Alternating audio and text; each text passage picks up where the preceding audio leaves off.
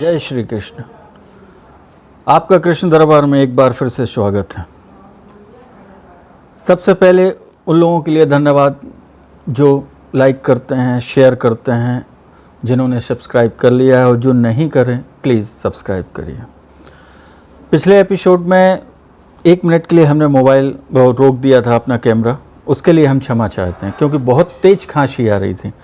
इस कारण जो है बीच में डिस्टरबेंस होता, इसलिए हमने मोबाइल को कट कर दिया था, कैमरे को। अब आपके सामने एक नए सब्जेक्ट को लेके चलते हैं, और जो नया सब्जेक्ट है वह है कण कण में है भगवान। हमने कई बार सुना ये वर्ड, इसको आज हम सार्थक रूप में लाने की कोशिश करेंगे, शायद आपको पसंद आए। तो चलिए आपको एक प्रसंग सुनाते हैं। एक गांव था, उस गांव में, और बहुत संपन्न गांव था, उस गांव में रहने वाले बहुत संपन्नता में थे।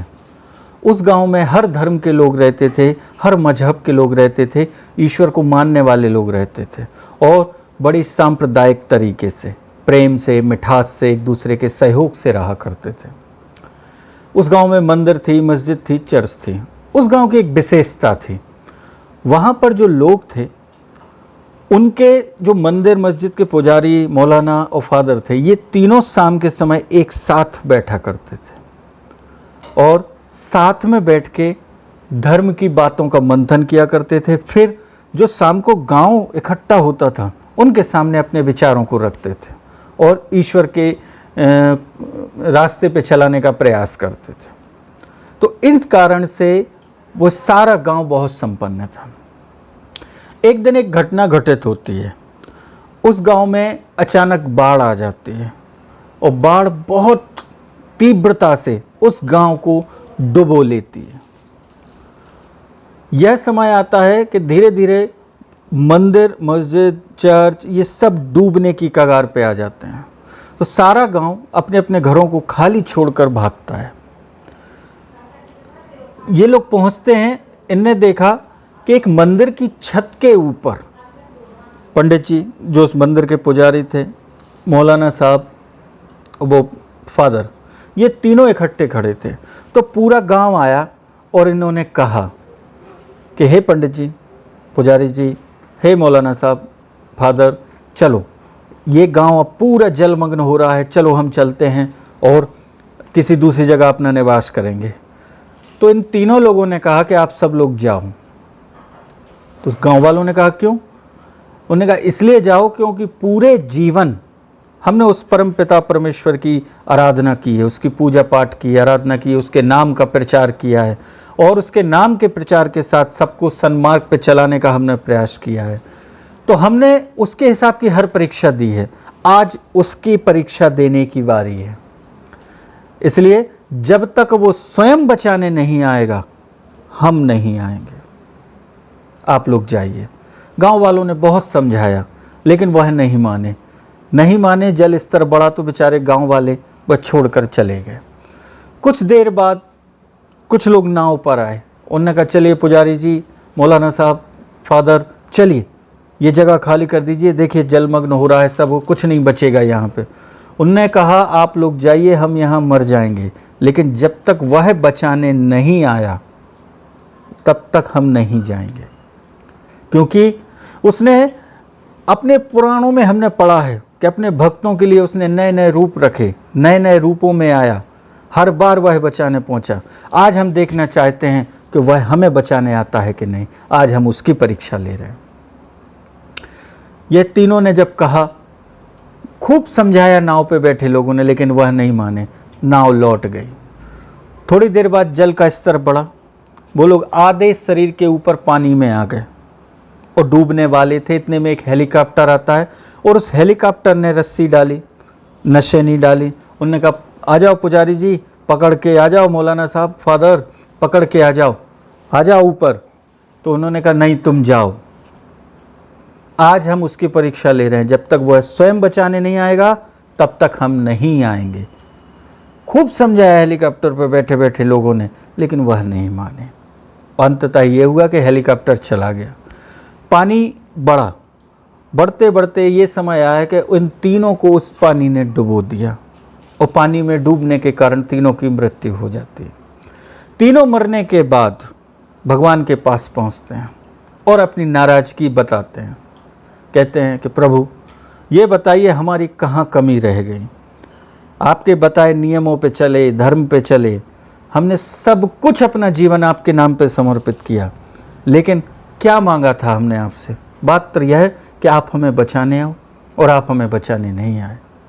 तो भगवान मुस्कुराए, मुस्कुराते हुए कहते हैं, पुजारी जी, मौलाना साहब, फादर, आप कहते हो कि हम नहीं आए, मैं तो 3 बार तुम्हें बचाने आया। तो वो तीनों ने कहा, कब आए प्रभु आप बचाने? तो भगवान कहते हैं, सबसे पहले मैं गांव वालों के रूप में आया, बहुत समझाया, आप नहीं माने।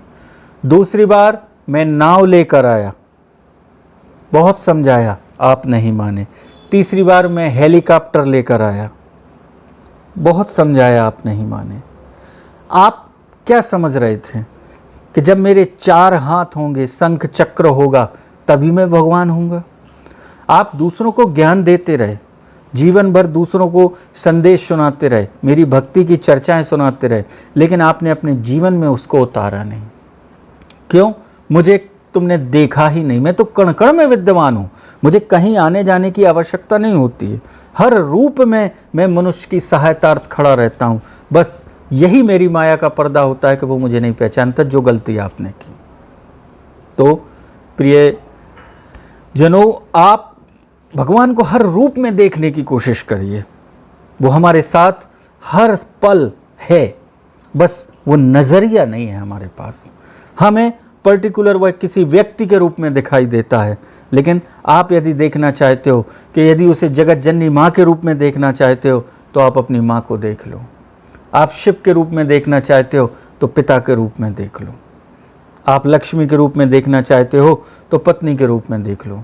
नारायण के रूप में देखना चाहते हो तो पति के रूप में देख लो।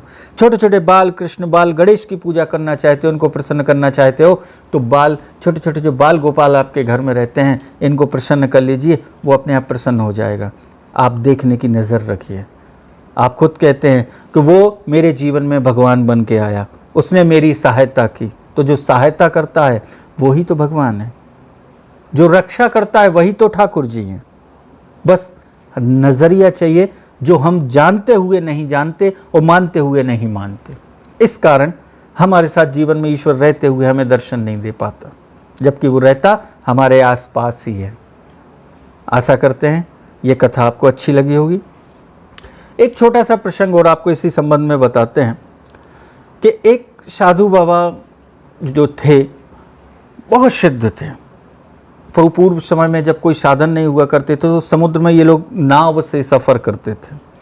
तो वह नाव से चले जा रहे थे, एक गांव पड़ा, उस गांव में आके साधु रुके।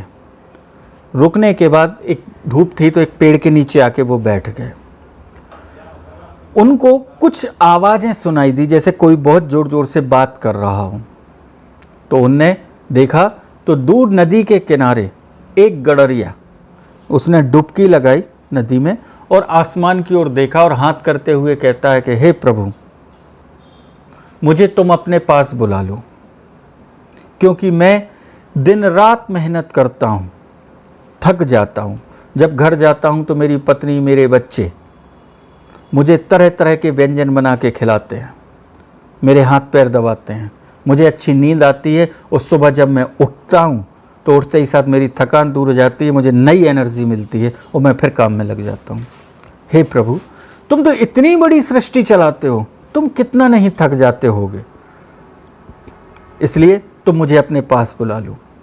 मैं तुम्हें तरह तरह के नए नए प्रकार के भोजन बना के खिलाऊंगा और तुम्हारी सेवा करूंगा।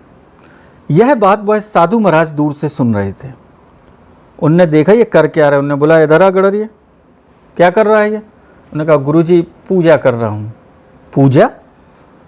कहाँ लिखी है, किसने बताई तुम्हें ऐसी होती है पूजा? मैंने तो जिंदगी में पहली बार देखी कि ऐसी भी पूजा होती है। तो गडरिया कहता है गुरुजी, मेरे पिताजी ने कहा था कि जब तुम्हें भगवान से बात करना हो तो डायरेक्ट कर लिया करो, क्योंकि हम तो गरीब आदमी, हमारा आज तक कोई गुरु नहीं बना। ना हमें किसी ने पूजा पाठ के तरीके बताए। तुम्हें तो अपने पिता की बात मानते हुए जो कहना चाहता हूँ उससे डायरेक्ट कह देता हूँ। तो गुरुजी प्रसन्न हुए, कहने लगे तुम्हारे अंदर भक्ति की भाव देखते हुए मुझे प्रसन्नता हुई। चल आज मैं तुम्हें एक मंत्र देता हूँ, इस मंत्र का तू जाप कर। मैं कल सुबह 10 बजे तक यहीं बैठा हूँ। यदि कहीं कोई भूल आती है, भूल करता है तो मेरे पास आ जाना, मैं उसमें सुधार कर दूंगा। तू जा आज उस मंत्र का जाप कर। वह बहुत प्रसन्न हुआ गडरिया और प्रसन्नता से पहुंचा, और जैसे ही वो पहुंचा तो घर में जाके उसने केवल रटना चालू कर दिया। और आप हम सब जानते हैं कि जब हम रटते हैं तो रटते रटते रटते हमेशा पहली लाइन भूल जाते हैं। जब समय आता है उसको याद करने की तो पहली लाइन भूल जाते हैं। हुआ यही कि जैसे ही वह सुबह उठा तो उठने के साथ ही वह पहली लाइन भूल गया। उसने अपनी वाइफ से कहा, मिसेस से कहा, वो पहली लाइन क्या थी? मिसेस कहती मुझे क्या मालूम, आप ही कह रहे थे आपको कोई गुरुजी मिले थे, उनने मंत्र दिया था, भाई उन्हीं से पूछो, वही तो अभी बैठे होंगे वहाँ। उसे याद आया, वो दौड़ते हुए गया, देखा तो वहाँ गुरु महाराज उस पेड़ के नीचे नहीं मिले। उसने लोगों से पूछा तो लोग कहते हैं अभी अभी वह गुरु महाराज जो कल से यहाँ रुके थे वो दूर जो नाव जा रही है उस नाव में बैठ के चले गए। अब वो घबरा गया। अब वह पहुँचे समुद्र के किनारे और वो कहता है, हे प्रभु, तुम्हें पाने के लिए जीवन में मुझे मात्र एक गुरु मिला था और उसने मुझे एक मंत्र दिया था जो मैं भूल गया हूँ, जो मेरी गलती है। अब क्या मालूम मुझे जीवन में कोई गुरु मिल पाए, इसलिए मैं उन गुरुजी के पास तक जा रहा हूँ, तुम पानी को संभालना। और उसने दौड़ना चालू कर दिया। तो जो नाव में गुरुजी बैठे थे उनकी दृष्टि पड़ी कि जैसे कोई उस नदी में, उस समुद्र में दौड़ते हुए आ रहा है। जब उनने पास आके देखा तो ये वही गडरिया था जो कल मिला था। वह दौड़ते दौड़ते हुआ है। ये अचंभित हो गए और अचंभित होकर इनने उसके हाथ को पकड़ के नाव पे बिठाया और वह हाँफते हुए बोला, गुरुजी वो पहली लाइन कौन सी थी? तो साधु महाराज कहने लगे, भैया वो तो छोड़ दो, पहले तुम ये बताओ कि तुम पानी में दौड़ कैसे रहे थे। तो वो कहने लगा, कोई बड़ी चीज़ नहीं है, बहुत सरल चीज़ है। मैंने उस भगवान से कहा कि हे प्रभु तुम पानी को संभालना, मैं दौड़ रहा हूँ, तो मैं दौड़ पड़ा। गुरुजी उस गडरिये के चरणों में गिरे और गिर के कहते हैं, मैंने पूरी जीवन उसकी आराधना में काट दी। एक से एक संत, गुरु, महात्माओं, मुनि, साधुओं की मैंने संगत की, एक से एक सिद्ध महात्मा देखे, लेकिन आज तक इस पानी को कोई नहीं बांध पाया। तूने मात्र एक बार कहा और उसने सुन ली और तू पानी पे दौड़ने लगा। ए मेरे भाई, कौन सी पूजा, कौन सा पाठ, कौन सी तपस्या, तुझे किसी मंत्र की आवश्यकता नहीं है। जब वो तेरी डायरेक्ट सुनता है तो तू डायरेक्ट ही बात कर, और आज से भी मैं उससे डायरेक्ट बात करूँगा। तो इस कथा का आशय है कि उस परमात्मा से आप बात तो करके देखें, उसको साधनों में मत ढूंढें। हम लोग साधनों में उस परमात्मा को ढूंढते हैं, उसको डायरेक्ट करिए, आपकी वह बात अवश्य सुने। चलिए, आशा करते हैं ये कथा आपको पसंद आई होगी। अब आपको एक सज्जन ने फिर पूछा व्यापार बढ़ाने के लिए, तो व्यापार बढ़ाने का एक सीधा सरल उपाय हम आपको देते हैं। यदि आप चाहते हैं कि व्यापार में वास्तव में चमत्कारिक उन्नति हो, तो आपको ध्यान होगा हमारे 12 ज्योतिर्लिंग में एक ज्योतिर्लिंग है सोमनाथ में सोमेश्वर। जो भी व्यक्ति प्रतिदिन ओम सोमेश्वराय नमः की एक माला करे तो उसके व्यापार में कुछ ही दिनों में चमत्कारिक लाभ होना चालू हो जाएगा, यह गारंटी है। इसलिए गुजरात धनाढ़ क्षेत्र है, ये ध्यान रखिएगा। मात्र एक छोटा सा उपाय करके देखिए आप, फिर देखिए कितना लाभ होता है। दूसरा, आप बरगद की जड़ ले आए और बरगद की जड़ में आप लाल चंदन लगाकर, जो लाल चंदन से धागे को रंग ले और उस बरगद की जड़ को बांध के अपने मुख्य काउंटर पे टांग लेंगे। आप देखिएगा आपका व्यापार दिन रात बढ़ता चला जाएगा। ये छोटे से उपाय करके देखिए।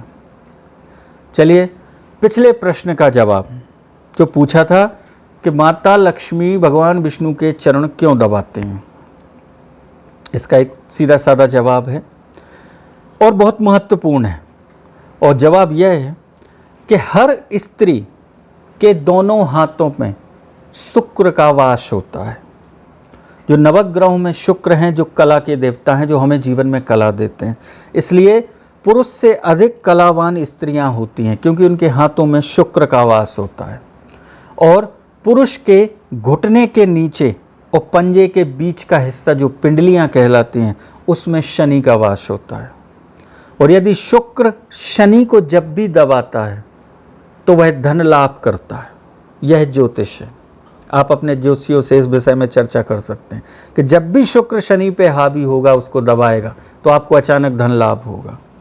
तो यदि आप प्रतिदिन घर स्त्रियां अपने पति के चाहे 2 मिनट दबाएं, 5 मिनट दबाएं, 10 मिनट दबाएं, शाम के समय यदि आप उनकी इन पिंडलियों को दबाते हैं, आप, मेरी गारंटी है, कुछ ही दिनों में देखिएगा आप असर कि लक्ष्मी से महालक्ष्मी वह कैसे बनी।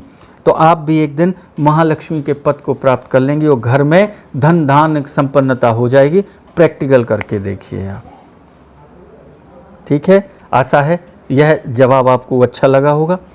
अब अगला प्रश्न जो हम आपसे कर रहे हैं बहुत छोटा सा है कि एक सप्ताह में जो हमारे 7 दिन होते हैं, आपने देखा होगा उसमें दिन रविवार को अवकाश रहता है, छुट्टी का दिन होता है। हम आपसे प्रश्न पूछेंगे कि छुट्टी क्यों होती है, तो आप जनरल क्या कहेंगे? यह अंग्रेज शासन से चली आ रही है, इसलिए छुट्टी होती है। तो अंग्रेजों ने भी इस चीज़ को क्यों माना और हमारे धर्मशास्त्रों में भी इसका वर्णन है। जबकि सप्ताह का पहला दिन पड़ता है रविवार, तो उसमें छुट्टी क्यों होती है? आप इसे धर्म से ढूंढकर इसका जवाब दीजिए। अगले सप्ताह हम इस प्रश्न का जवाब देंगे कि सप्ताह में एक दिन रविवार को अवकाश क्यों मनाया जाता है और क्यों मनाना भी चाहिए। इसके पीछे भी तथ्य है जो आगे आके अगले सप्ताह में देंगे। आशा है आपको यह एपिसोड पसंद आया होगा। तो इसमें जो गलतियां हों उसे क्षमा करिए और दूसरों के अवगुणों को ना निहार कर हर आदमी के अंदर उस परमात्मा के अंश को देखिए, क्योंकि बुरा आदमी भी है, उसे भी ईश्वर ने बनाया है, अच्छा है, उसे भी ईश्वर ने बनाया है। तो हर जगह उसको देखिए, तो हमारे हिसाब से सब जगह आपको भगवान ही भगवान नजर आएंगे और आपका जीवन धन्य हो जाएगा और आपका शरीर खुद अपने आप में एक तीर्थ हो जाएगा। आशा करते हैं ये बात पसंद आई होगी। भगवान सारी मनोकामनाओं को पूरी करे, आपको स्वस्थ रखे, इसी आशा सहित जय श्री कृष्ण।